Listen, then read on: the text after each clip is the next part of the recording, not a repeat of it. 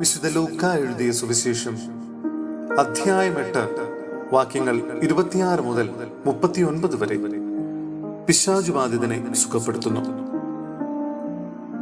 അതിനുശേഷം അവർ ഗലീലയ്ക്കെതിരെയുള്ള ഗരസേനരുടെ നാട്ടിലെത്തിച്ചേർന്നു. അവൻ കരക്കിറങ്ങിയപ്പോൾ പിശാചുബാധയുള്ള ഒരുവൻ ആ പട്ടണത്തിൽ നിന്ന് അവനെ സമീപിച്ചു. വളരെ കാലമായി അവൻ വസ്ത്രം ധരിക്കാറില്ലായിരുന്നു. വീട്ടിലല്ല, ശവക്കല്ലറകളിലാണ് അവൻ കഴിഞ്ഞുകൂടിയിരുന്നത്. യേശുവിനെ കണ്ടപ്പോൾ അവൻ നിലവിളിച്ചുകൊണ്ട് അവന്റെ മുമ്പിൽ വീണ് ഉറക്കെ പറഞ്ഞു, യേശുവേ, അത്യുന്നതനായ ദൈവത്തിന്റെ പുത്ര, നീ എന്തിനെ എന്റെ കാര്യത്തിൽ ഇടപെടുന്നു? എന്നെ പീഡിപ്പിക്കരുതെന്ന് ഞാൻ നിന്നോട് അപേക്ഷിക്കുന്നു. എന്തെന്നാൽ അവനിൽ നിന്ന് പുറത്തു പോകാൻ അശുദ്ധാത്മാവിനോട് യേശു കൽപ്പിച്ചു. പലപ്പോഴും അശുദ്ധാത്മാവ് അവനെ പിടികൂടിയിരുന്നു. ചങ്ങലകളും കാൽവിലങ്ങുകളും കൊണ്ട് ബന്ധിച്ചാണ് അവനെ സൂക്ഷിച്ചിരുന്നത്. എന്നാൽ അവൻ അതെല്ലാം തകർക്കുകയും വിജനസ്ഥലത്തേക്ക് പിശാച് അവനെ കൊണ്ടുപോവുകയും ചെയ്യുമായിരുന്നു. യേശു അവനോട്, നിന്റെ പേരെന്ത് എന്ന് ചോദിച്ചു. ലെഗിയോൻ എന്ന് അവൻ പറഞ്ഞു.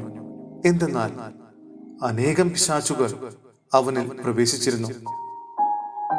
പാതാളത്തിലേക്ക് പോകാൻ തങ്ങളോട് കൽപ്പിക്കരുതെന്ന് ആ പിശാചുകൾ അവനോട് യാചിച്ചു. വലിയ ഒരു പന്നിക്കൂട്ടം കുന്നിൻ പുറത്ത് മേയുന്നുണ്ടായിരുന്നു. ആ പന്നികളെ ആവേശിക്കാൻ തങ്ങളെ അനുവദിക്കണമെന്ന് പിശാചുക്കൾ അപേക്ഷിച്ചു. അവൻ അനുവദിച്ചു. അപ്പോൾ അവ ആ മനുഷ്യനെ വിട്ട് പന്നികളിൽ പ്രവേശിച്ചു. പന്നികൾ കിഴക്കാം തൂക്കായ തീരത്തിലൂടെ തടാകത്തിലേക്ക് പാഞ്ഞു ചെന്ന് മുങ്ങിച്ചെത്തു. പന്നികളെ മേയിച്ചുകൊണ്ടിരുന്നവർ ഈ സംഭവം കണ്ട് ഓടിച്ചെന്ന് പട്ടണത്തിലും ഗ്രാമപ്രദേശങ്ങളിലും വിവരമറിയിച്ചു. സംഭവിച്ചതെന്തെന്ന് കാണാൻ ജനങ്ങൾ പുറപ്പെട്ട് യേശുവിന്റെ അടുത്ത് വന്നു. പിശാചുബാധയിൽ നിന്ന് വിമോചിതനായ ആ മനുഷ്യൻ വസ്ത്രം ധരിച്ച് സുബോധത്തോടെ യേശുവിന്റെ കാൽക്കൽ ഇരിക്കുന്നത് കണ്ട് അവർക്ക് ഭയമായി. പിശാചുബാധിതൻ എങ്ങനെ സുഖപ്പെട്ടു എന്ന് അതുകണ്ട ആളുകൾ അവരെ അറിയിച്ചു.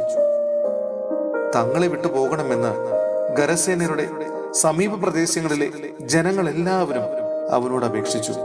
കാരണം അവർ വളരെയേറെ ഭയന്നിരുന്നു. അവൻ വഞ്ചിയിൽ കയറി മടങ്ങിപ്പോന്നു. പിശാചുബാധയൊഴിഞ്ഞ ആ മനുഷ്യൻ അവന്റെ കൂടെ ഇരിക്കാൻ അനുവാദം ചോദിച്ചു. എന്നാൽ അവനെ തിരിച്ചയച്ചുകൊണ്ട് യേശു പറഞ്ഞു, നീ വീട്ടിലേക്ക് തിരിച്ചുപോയി ദൈവം നിനക്ക് ചെയ്തതെന്തെന്ന് അറിയിക്കുക. അവൻ പോയി യേശു തനിക്ക് വേണ്ടി ചെയ്ത കാര്യങ്ങൾ പട്ടണം മുഴുവൻ പ്രസിദ്ധമാക്കി. സഹോദരരെ, വിശുദ്ധ യാക്കോബ് ശ്ലീഹ എഴുതിയ ലേഖനം അധ്യായം 1 വാക്യങ്ങൾ 19 മുതൽ 25 വരെ വചനം പാലിക്കുക. എന്റെ പ്രിയ സഹോദരരെ, ഓർമ്മിക്കുവിൻ, നിങ്ങൾ കേൾക്കുന്നതിൽ സന്നദ്ധതയുള്ളവരും സംസാരിക്കുന്നതിൽ തിടുക്കം കൂട്ടാത്തവരും കോപിക്കുന്നതിൽ മന്ദഗതിക്കാരുമായിരിക്കണം. മനുഷ്യന്റെ കോപം ദൈവനീതിയുടെ പ്രവർത്തനത്തിന് പ്രേരണ നൽകുന്നില്ല. ആകയാൽ എല്ലാ അശുദ്ധിയും വർദ്ധിച്ചു വരുന്ന തിന്മയും ഉപേക്ഷിച്ച് നിങ്ങളിൽ പാകിയിരിക്കുന്നതും നിങ്ങളുടെ ആത്മാക്കളെ രക്ഷിക്കുവാൻ കഴിവുള്ളതുമായ വചനത്തെ വിനയപൂർവം സ്വീകരിക്കുവിൻ. നിങ്ങൾ വചനം കേൾക്കുക മാത്രം ചെയ്യുന്ന ആത്മവഞ്ചകരാകാതെ അത് അനുവർത്തിക്കുന്നവരും ആയിരിക്കുവിൻ. വചനം കേൾക്കുകയും അത് അനുവർത്തിക്കാതിരിക്കുകയും ചെയ്യുന്നവൻ തന്റെ മുഖം കണ്ണാടിയിൽ കാണുന്ന മനുഷ്യനെ സദൃശനാണ്. അവൻ തന്നെ തന്നെ നോക്കിയിട്ട് കടന്നു പോകുന്നു. താൻ എങ്ങനെയിരിക്കുന്നുവെന്ന് ഉടൻ തന്നെ വിസ്മരിക്കുകയും ചെയ്യുന്നു.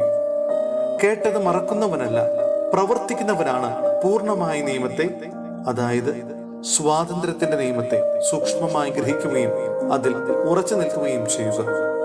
തന്റെ പ്രവൃത്തികളിൽ അവൻ അനുഗ്രഹീതനാകും.